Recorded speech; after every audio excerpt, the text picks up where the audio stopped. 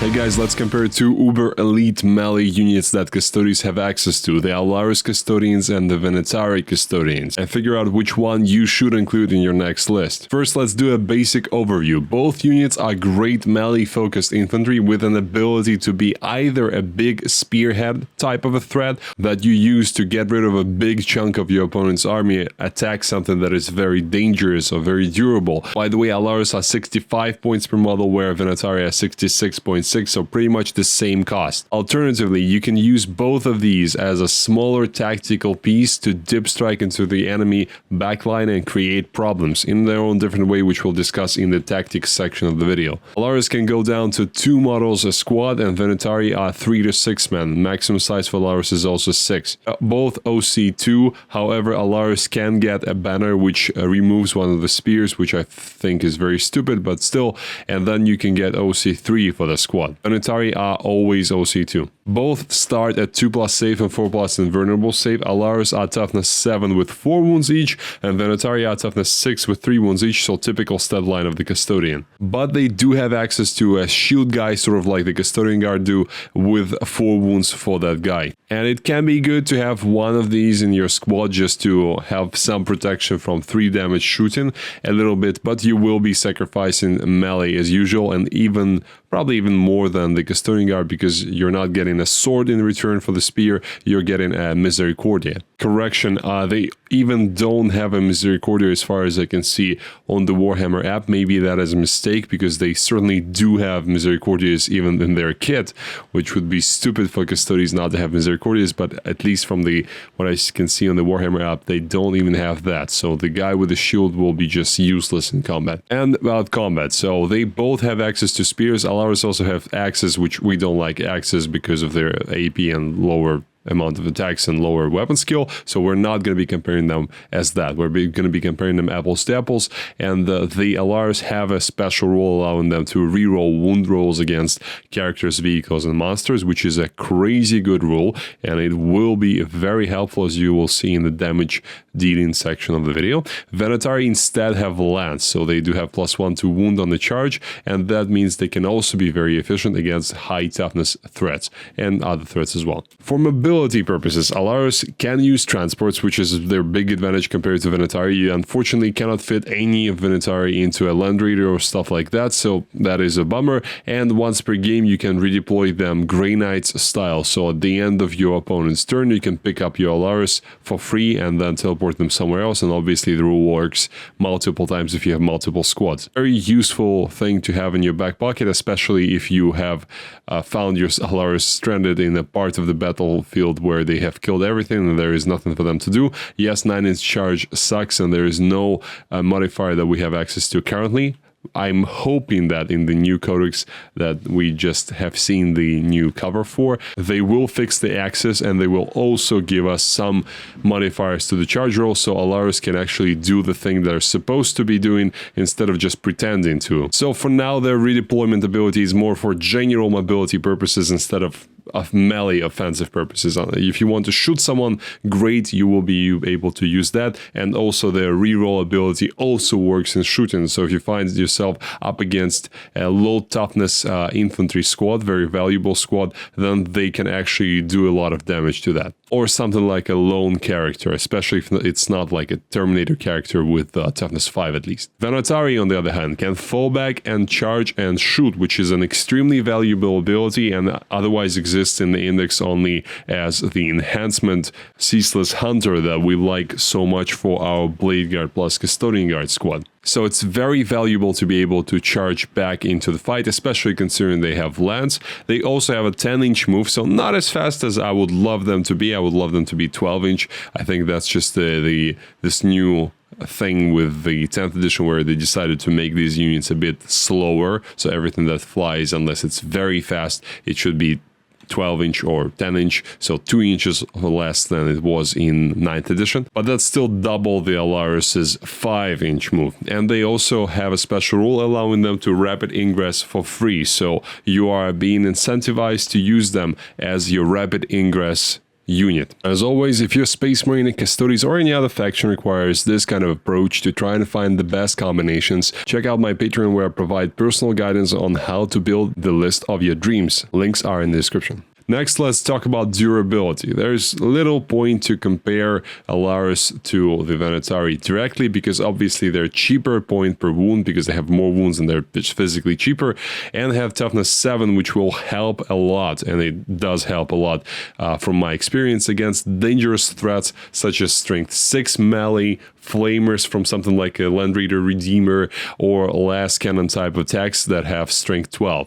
All of these are very popular, all of these are numerous, all of these are dangerous to elite units like our Allarus, so it's good that they are a bit tougher. They are in no way, shape or form invincible, so don't get me wrong. I would love for them to have something like a Feel No Pain or -1 damage or something to help them out, but toughness is all we get. Allarus do have a drawback though, in that you cannot really expect for them to be mobile on their own. Their survivability thus is directly tied to the survivability of the transport that is carrying them, and also part of that transport's cost is tied to their effective points per wound cost. So me saying they're cheaper is not exactly true unless you're running them as a small unit that you use tactically, not a spearhead one, because the spearhead one obviously does need a transport. Venatari, on the other hand, can act independently, and using their fly rule and 10-inch move, and the fact that they're infantry, so they can actually move through walls, just like Allarus, but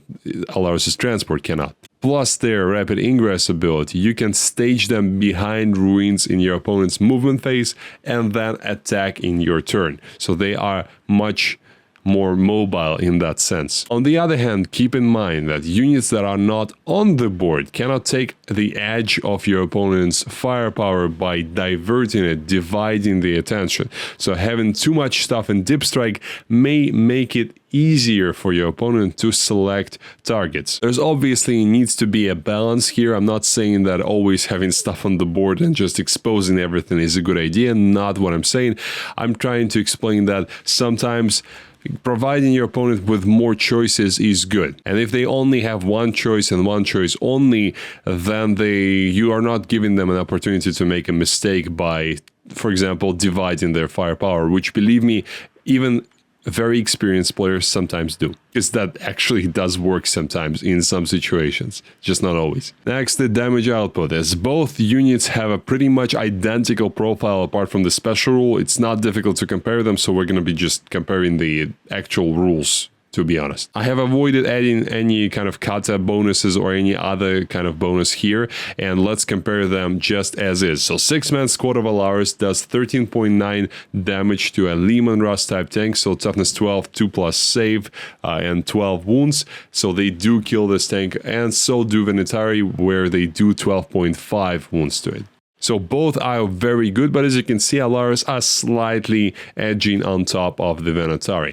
Against Terminators with a character, so that we can trigger the Allarus's full reroll to wound, and in absolutely 99% of cases you will be actually attacking something that has either a character and is an infantry squad or is a vehicle or monster. So I have not personally encountered a lot of situations where Allarus would be like, oh no, I'm attacking something that is not triggering the reroll. That is not usually going to happen, but sometimes. So against a Terminator unit like that, Allarus will kill about 5, and the same for the Venatari, they'll just have slightly less wounds to spare. So that's on average about 22 damage done to the squad, and if you count how many actual models will die, it's going to be 5, and with Venatari it's like 21 damage. The Venatari have a distinct advantage in that the rule works against any unit type, including even basic infantry. So when you're charging something that you would otherwise not be wounding on 2s, you will be wounding it on 2s on the charge. Drawback, however, is that Allarus don't need to charge to activate their rule, so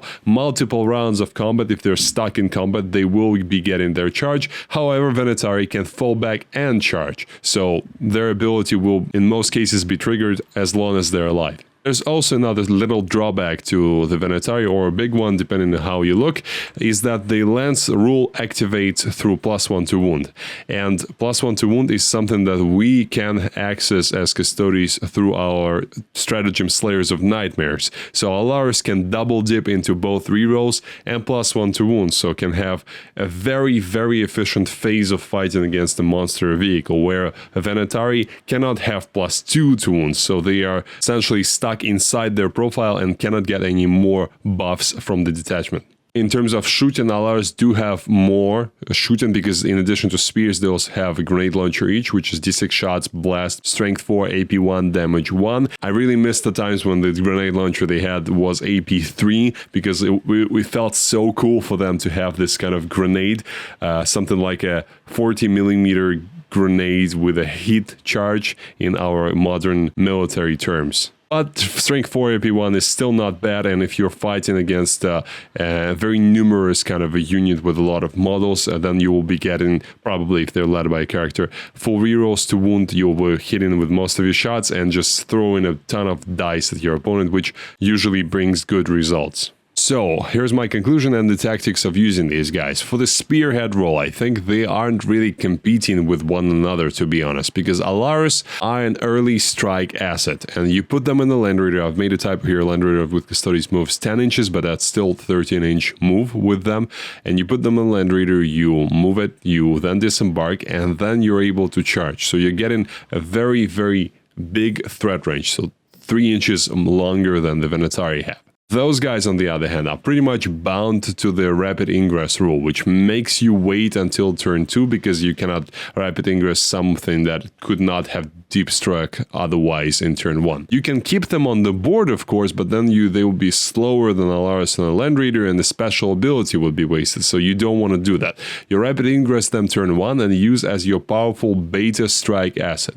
So all in all, one could say that using both Allarus and the Venatari in one list is recommended. At least not a bad idea. Yes, if you have multiple Blade Champion squads, they can act as your early strike asset and then the Venatari deploy as a beta strike one, or otherwise in all of the combinations possible. For the smaller size unit though, the Venatari are much more expensive, obviously because they are minimum 3-man unit, but they obviously can achieve more as well and actually have a good chance of reaching your opponent because of their free rapid ingress rule. And their rapid ingress rule is not only free, it is also like any free stratagem. You can use multiple of these in one turn. So you can have 2 or even 3 squads of Venatari deploying in one turn and all of them using rapid ingress for free. That can be a very annoying and challenging situation for your opponent, where Allarus are better off as annoying 2-man squads that can dip strike into your enemy deployment zone. If you just put them in dip strike,